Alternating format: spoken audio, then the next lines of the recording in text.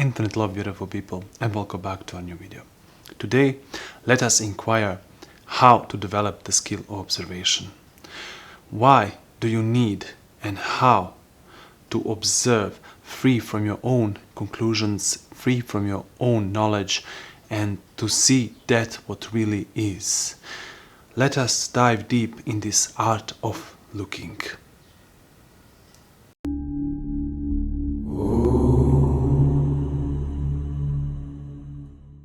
As always, in every video that we do, we have to be free to do inquiry. We have to be ready to question, not to accept, and not to discard. So when we are ready to do that, we can start developing the skill of observation. Observing. So what does it mean to observe? What does it mean to develop this skill? It means to be free to look, not just with your eyes, not with your senses, but also include this all, but with your whole mind, with the mind and beyond the mind. And everything has to be quiet and in perfect synchronization to observe. And when we say something like this, that seems tremendously complicated, but it isn't. It's actually one of the simplest things to do in your life, and you have done it already thousands of times, but you just wasn't aware that you are doing. So what have you done in this moment? So every time when you observe or look or listen or feel something that's very interesting for you, like you seeing the beautiful mountain, or the beautiful sky, or the beautiful person, beautiful woman, beautiful man, suddenly your whole mind stops and becomes quiet. There is no you, there is no center, there is only observation of that what you are observing. This is the state of observation. There is no commenting inside your head, there is no comparing in your head.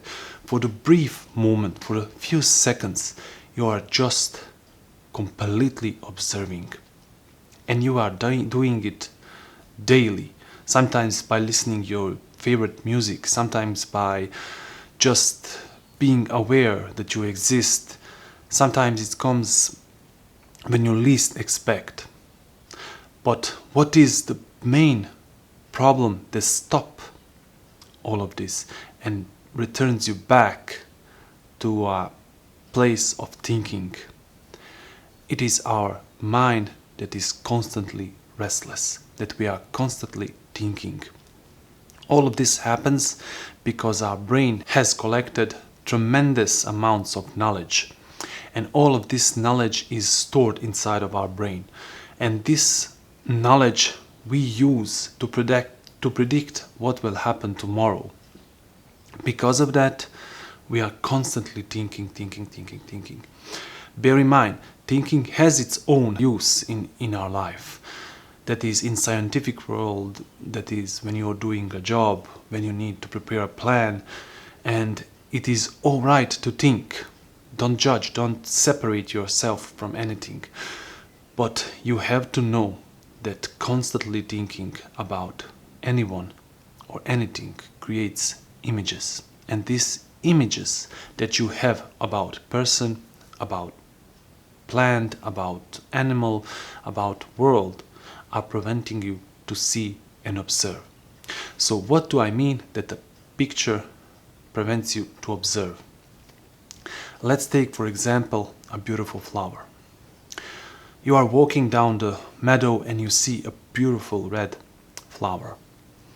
So from a distance it has taken your attention and you observe it and you do not think. You just see the beautiful flower. It's so beautiful. The moment you say, it's a rose, the observation has come to an end. Why did that happen? Because in a moment when you have completely observed, you have given your total attention, there was not you the one who is observing, there was only observation and the flower. The distance between you and the flower has disappeared, and there was only observation of that what is. The moment you snap out of it, your brain starts to search, it starts to categorize. It remembers the past. Ah, it's a flower. It's a rose flower. The moment you have categorized it, it has stopped to be uninteresting. You have withdrawn your attention. And the flower loses all of its beauty just because you have categorized it. The categorization is very important also, and it is our mechanism to survive in this world, because you have to know and see that a snake is dangerous or a lion can eat you. But in the world that we are living now, most of the time there is no danger, and we are still doing categorization of everything. We are constantly, maniacally categorizing everything. We have to know everything. We have to know that that tree is oak. You have to know which sort of is that dog. You have to know everything. And the knowledge is always limited. What do I mean by that the knowledge is limited? For example, take the most beautiful picture in this world, let's say Mona Lisa, and observe the picture. When you observe it completely, you will see immense colors, beautiful drawing, paints, how they are used, the portrait of a woman. You don't know if the woman is smiling or not. You will see the hair, how it's falling down the shoulder. You will see the clothes. You will see so many details. But the brain or the mind can describe it in one sentence. It's a picture of a woman that you don't know is she smiling or not. That's it. That is why the knowledge is limited, because it takes the whole broad picture and puts it small in a few words. And these few words are not the picture. These few words that you say to a rose that you saw in a field is not the rose. So you are preventing yourself to observe, to freely see that what it is, because you are categorizing and creating an image about everything.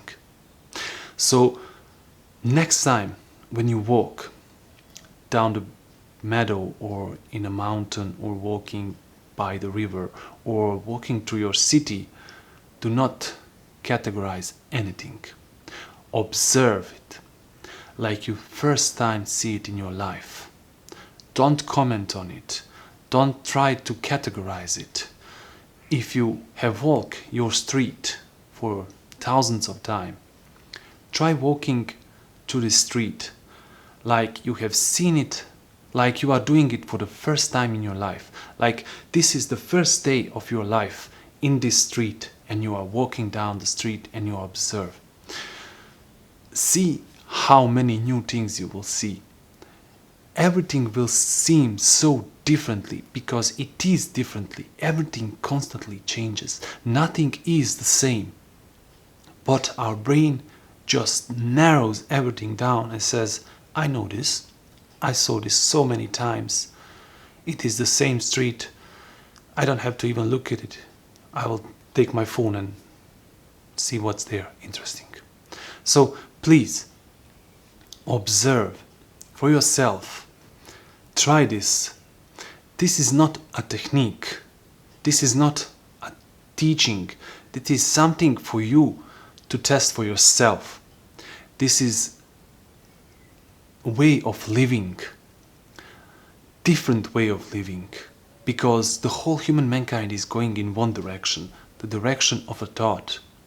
But suddenly you stop and see it's a false one. And then you go in another direction. You start to be present.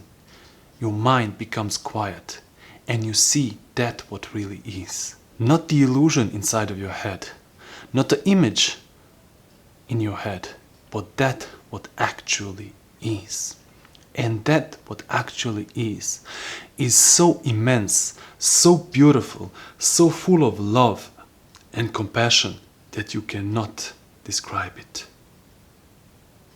Thank you for inquiring with me, and until next video, infinite love.